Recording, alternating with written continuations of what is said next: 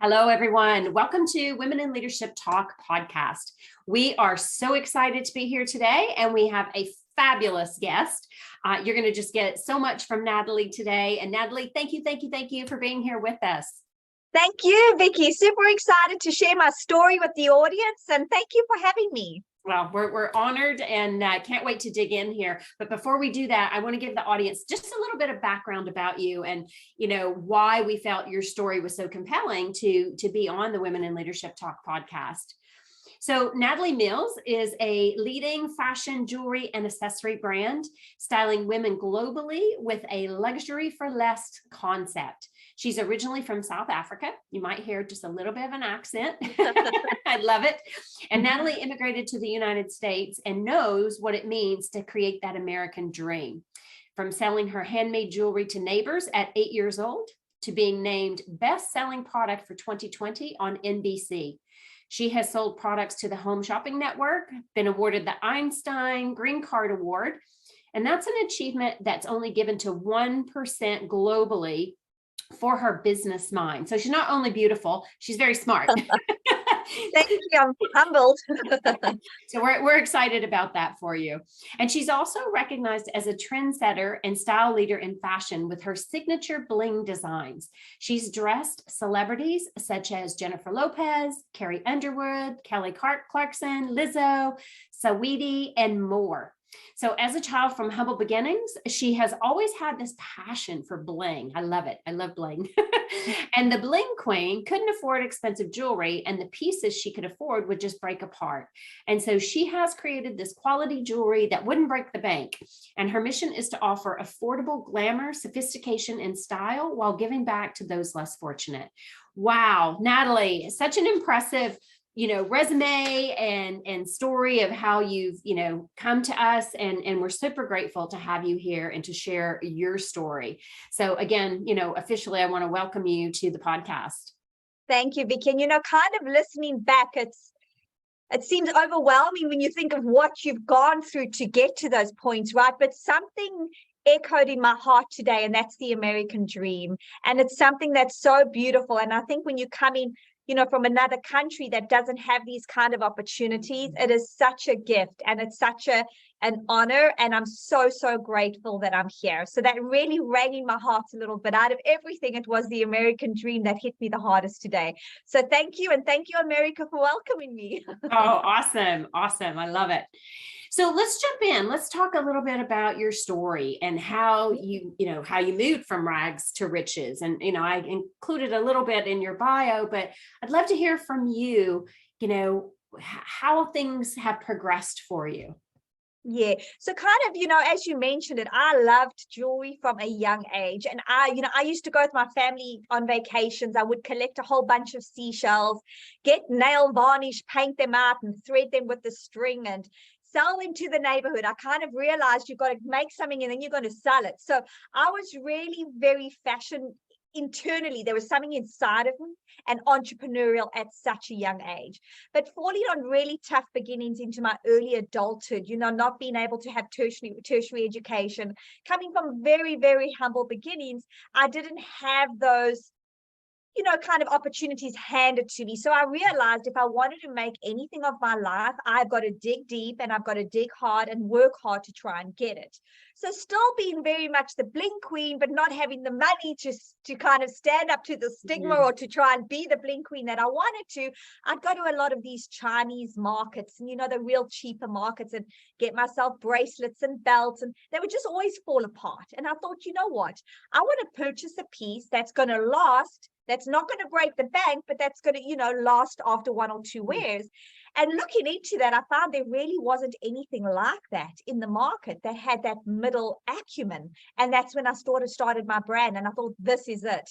So with $100, having a look at what I could make, quickly roll that over. I'm very disciplined with cash, which is a good thing to have because cash flow is king in a business. So Absolutely. Very disciplined to that and managed to take that and start rolling. And then kind of that's how I just created this empire that I've got. So really figuring out that there's this market and it's something I need. So it's something you're so much more passionate about when it's something you want. And just going with it, going with that guts and that chutzpah that you need to get it going. So yeah, that's a little bit about how the business started. I love it. I love it. And, I heard so many things as you were sharing that, like the determination, the passion, and, where my head goes is you seem like this incredibly positive, optimistic person. And have you always been that way? Or is this something that you've honed through the years? You know what? I think I have always been this way to a point because I still am human. So although in some elements you see positivity, I, by all means, am not immune to the hardships of life. When something like the economy, which now it's not in a great stage, we are all affected by that, right? But again, we spoke earlier about choices.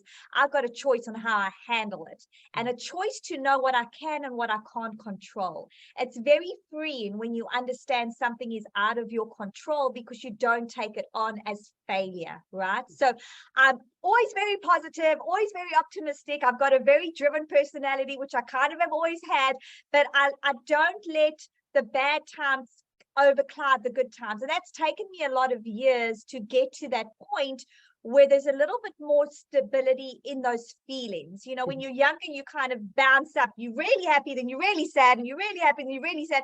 When you're older, you understand, well, this is life, and I need to take this gracefully versus too much of the emotional side. So I think the string in me has always been there. It just bounces up and down through the years as I've gone through. I love it. I love it. And I love how you talk about the choice. We were talking about that earlier, and we all do have a choice because you can roll over and play the victim role and not do anything, or you can, dig your heels in. And that's what I hear from you. It's that determination and that passion is like, no, I'm going to make it no matter what. I'll make it. Good for you. Yeah. And then you know what that is, Vicky? I call it desire.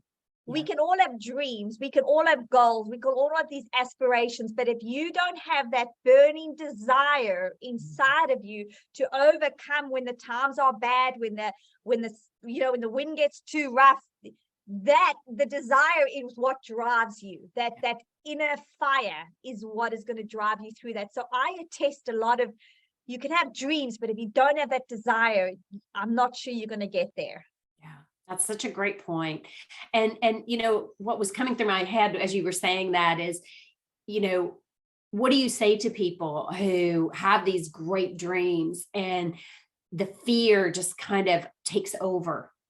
What would you share with them in helping them, find that desire, find that button that's really going to get them up and moving? Well, to override fear, you've got to have faith.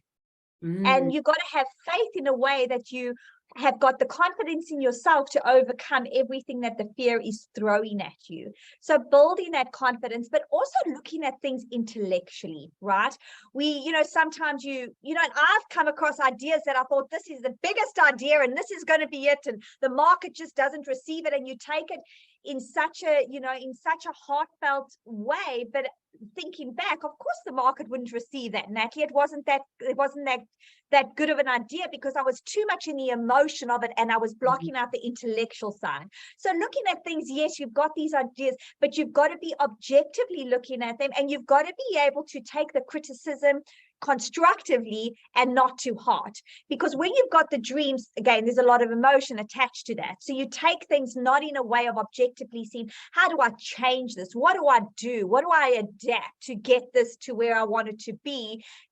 Don't let that emotion of sadness overcloud that.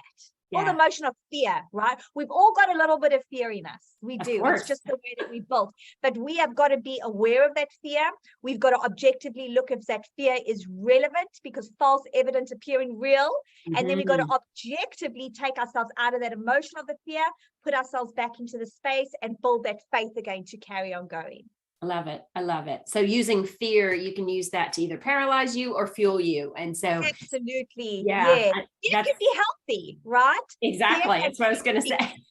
It's a driver. It's the driver. You're scared of losing your house. Well, do whatever you can that you don't. You're scared of the business. Do whatever that you can. So that fear can really be healthy to a point. You don't let the fear paralyze you, but let it drive you. Let it drive you, not paralyze you. Exactly. Yeah, that's true, Vicky. Yeah, true. Yeah. And I think what I heard you saying there too is, if you don't ask, you don't get. right? Yes. So sometimes we can have a little less confidence, but if you don't do something about it, you're never going to know how successful you could be, or what you can accomplish, or how confident you can become, because you haven't put that step out there to even ask for it. Yeah. And remember, no is a no in the shape and the form of how it is presented. So when you get a no, it's in that form and in that shape. All you got to do is change the shape a little bit, change the form a little bit, and re-put it back on the table. And then I'm telling you, you will get a yes, because people, they said no. Well, they said no, right? That means that doesn't work. So let's figure out how we can get a yes now. So it's just continuously changing the mold of what you're doing that eventually gets those yeses. I love it. Oh my gosh, that was brilliant. I love that. And it's so true, right? You just figure out a different way to ask it, because people are living in their own realities. And so you figure out how to do that. So one of the things that when I was looking at your profile is your passion for manifestation. And I thought maybe that would be something that we, talk about, and how, when you started thinking about, creating this fabulous, accessory and jewelry line, how did you start to manifest that?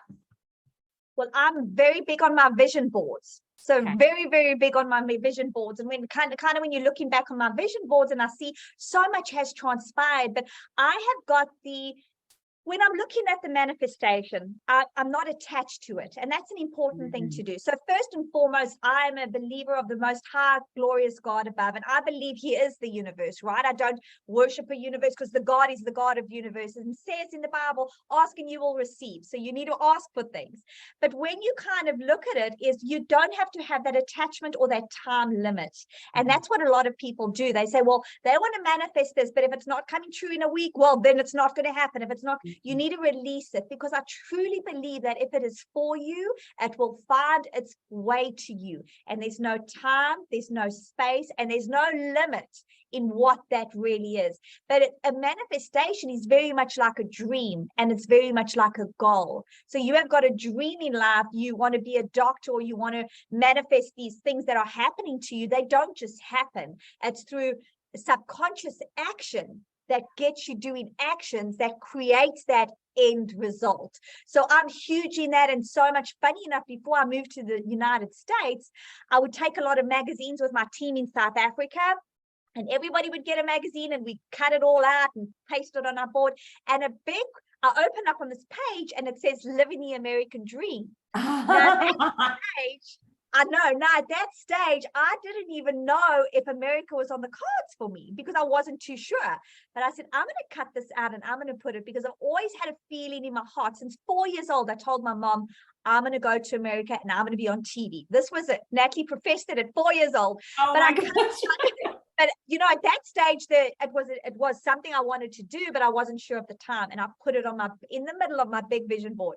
And here I sit today, living the American dream. And on the vision board, I had dressing celebrities. Today, I dress celebrities. There's just so much that has transpired from that. But I put it out there and I release it, because it's not healthy to hold on to that and to keep that, because you'll feel like this isn't working, but you're not allowing it time, and you're not allowing it for your greater good. Because if living the American dream wasn't for my greater good, that wouldn't have transpired, because I believe exactly. Yeah. So very big in that. And I think we should all do it. I encourage it. I think it's something to look forward to, something to be excited for. So yeah, very, very fun. I love it. So when you were saying that, I had goosebumps, literally, that ran all over me. And I'm such a believer in it myself. And it is trusting that what you need, or trusting that things will come to you if they're meant to come to you, right? And if it's not coming to you, then there's a reason for that. And so just trusting. Yeah.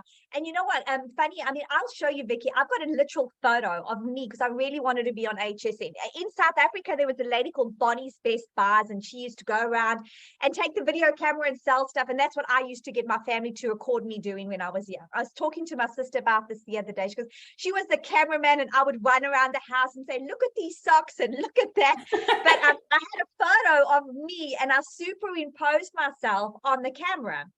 literally that exact pillar with the exact background happened 3 years after I created this picture. That to the T, you'll fall over when you see that. I did this in South Africa, and then I got the photo here, and it was a goosebump moment of wow. But yeah, that was obviously meant to be.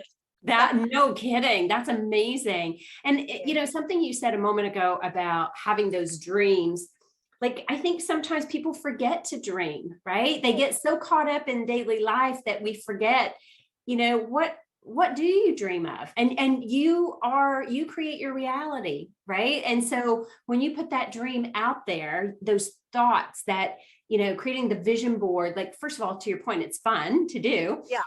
But it's also, it's just, I don't even know how to even explain that, Natalie. It's so powerful because you have presented this to the universe once you create it, right? It's like, okay, this is who I am. This is who I am, not what you hope for, but this is who I am. And I love that you've had so many experiences where it's come back and exactly what you had put out there. Yeah. And I think, you know, when you drive through McDonald's or you go through any fast food, you don't sit in the car. You say, please, can I have a Big Mac? Please, can I have a, you know, chicken burger? I believe that's the same that you need to do with the universe. You need to put your orders forward. But here's the thing. If you feel like you're not too sure what to dream, do what you do every single day and your dreams will start coming to you.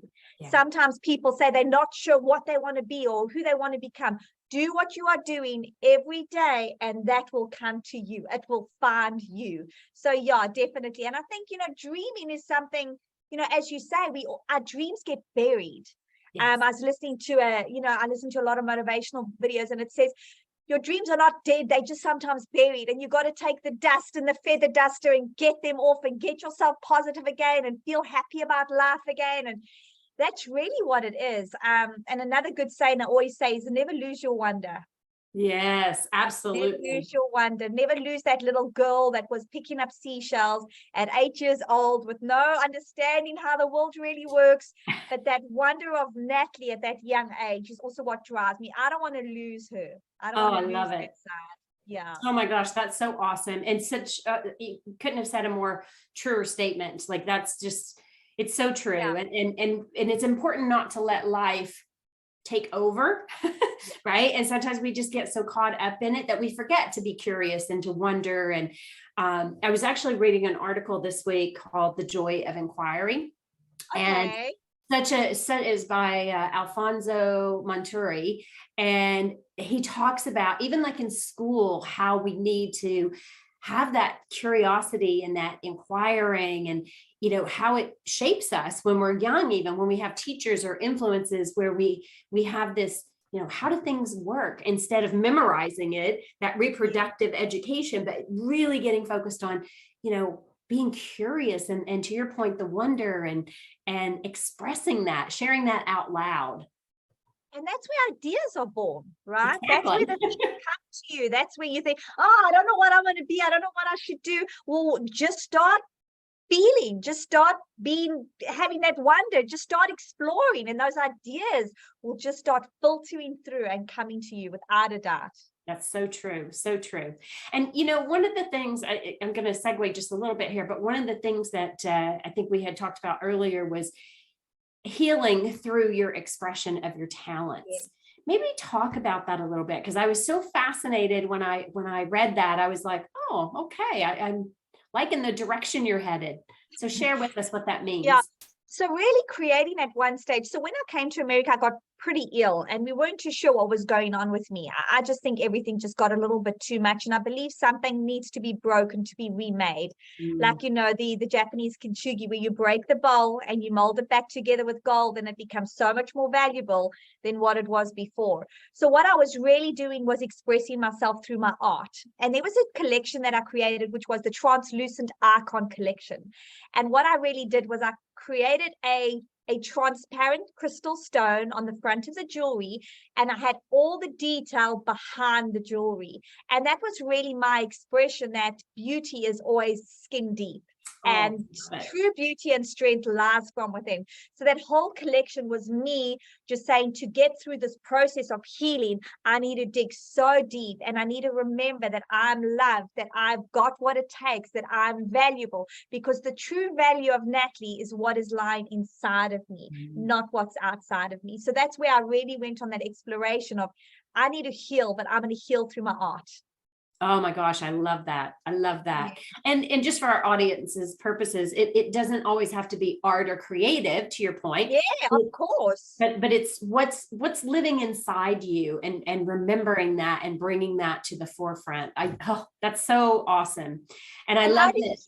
Most, how do you heal the most? By healing others. How do you change your day? It's by being kind to somebody else. Exactly. So just by lifting others lifts you way more than you can even imagine. So just when you're having that downness, don't always look at the internal as well, although obviously the internal is important, but look at those around you. How can I lift that person? Because when I'm lifting them, I'm lifting myself too.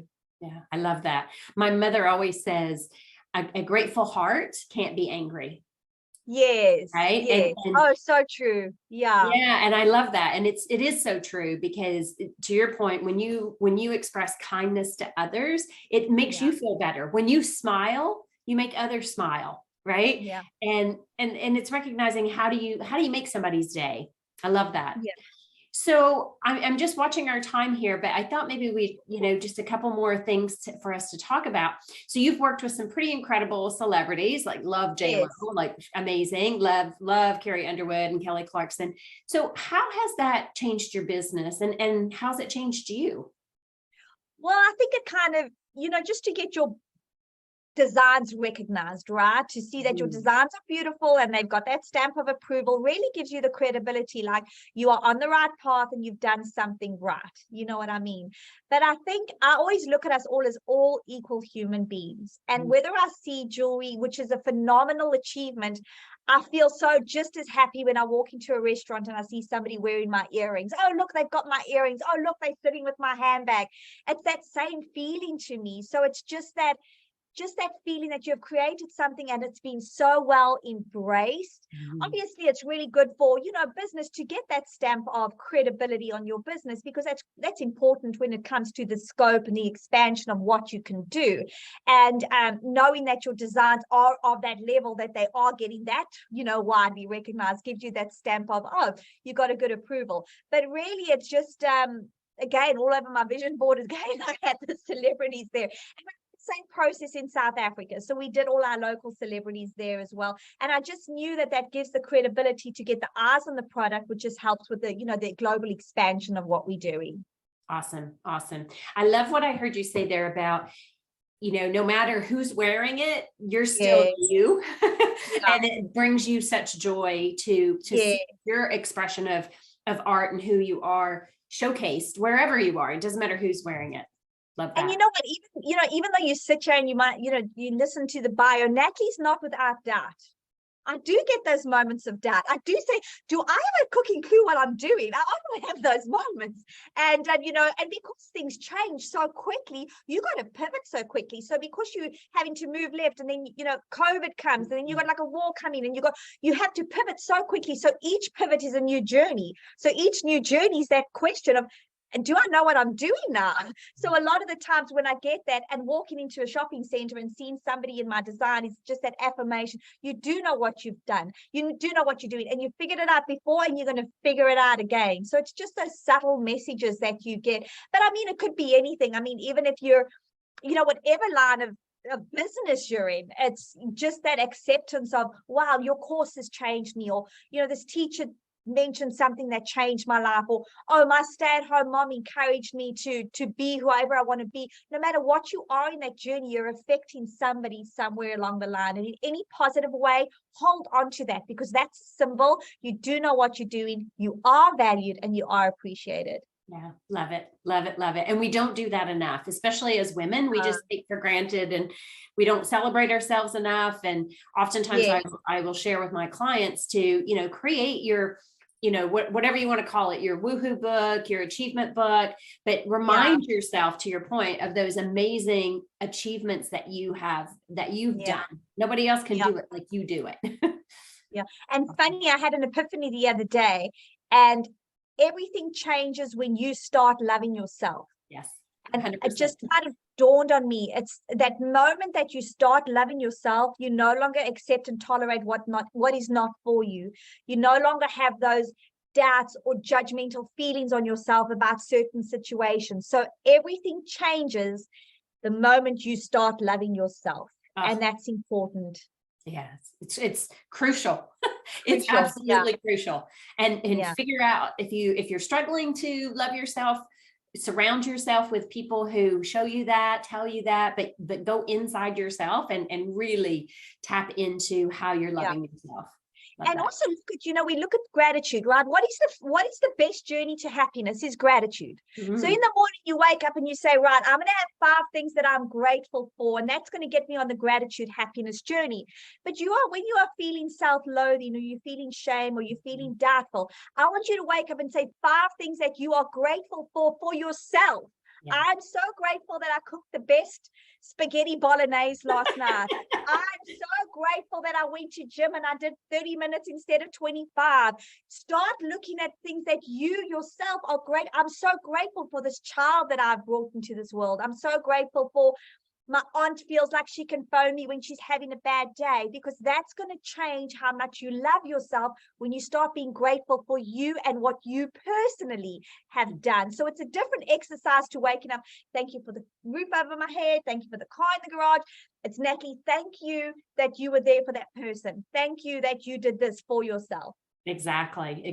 Oh, love that. Yes. So important. Yes.